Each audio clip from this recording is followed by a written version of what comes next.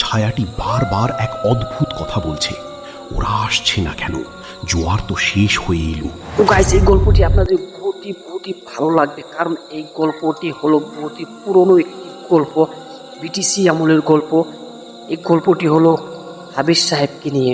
শ্রীরামপুরে এক গলি যেখানে ব্রিটিশি আমলে নির্জন বাড়িগুলো আজও রহস্যই ঘেরা, কারণ এই গল্পটি হলো হাবিজ সাহেবকে নিয়ে। তো হাবিজ সাহেবের লগে কি হলো না হলো, এই গল্পটি সরাসরি আমরা শুনলে বুঝতে পারবো যে হাবিজ সাহেবের লগে কি হলো।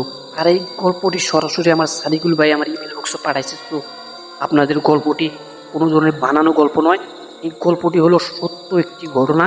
তো আপনাদের যদি গল্পটি ভালো লেগে থাকে তাহলে অবশ্যই ফেসবুক পেজটা ফলো করবেন। তো চলুন শুরু করা যাক।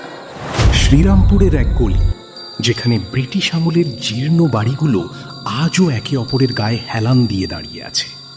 গঙ্গার পাড়ে যখন কুয়াশা নামে তখন গলিগুলো আরও সংকীর্ণ মনে হয়। হাফিজ সাহেব এই এলাকায় নতুন এসেছেন। তিনি একজন সংগ্রাহক, পুরানো পাণ্ডুলিপি আর রহস্যের। তার ভাড়া নেওয়া বাড়িটার দেওয়ালে এক অদ্ভুত নোনা ধরা গন্ধ। একদিন গভীর রাতে তিনি শুনতে পেলেন পাশের বন্ধ ঘর থেকে একঘেয়ে সুরে কেউ কিছু পড়ে চলেছে, কিন্তু সেই ঘরে গত 20 বছর ধরে কেউ ঢোকে।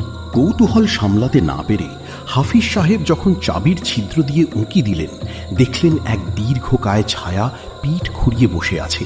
তার হাতগুলো অস্বাভাবিক লম্বা আর নখগুলো ঘষছে মাটির মেঝেতে। ছায়াটি বারবার এক অদ্ভুত কথা বলছে, ওরা আসছে না কেন, জোয়ার তো শেষ হয়ে এলো। হাফিজ সাহেব বুঝতে পারলেন এই ছায়া কোনো মানুষের নয়। হঠাৎ সেই ছায়াটি স্থির হয়ে গেল, যেন সে বুঝতে পেরেছে কেউ তাকে দেখছে। ধীরে ধীরে তার ঘাড়টা 180 ডিগ্রি ঘুরে গেল হাফিজ সাহেবের দিকে। তার কোনো চোখ নেই, শুধু দুটি কালো গর্ত দিয়ে রক্তবর্ণের আলো বেরোচ্ছে।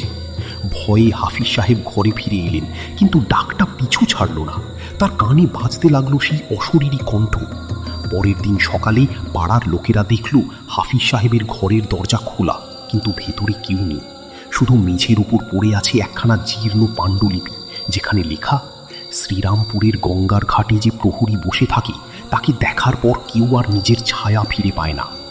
আজও বর্ষার রাতে গঙ্গার পাড়ে গেলে শোনা যায় কি যেন জলের উপর পা ফেলে হাঁটছে আর বলছে, তুমি কি আমায় দেখতে পারছো?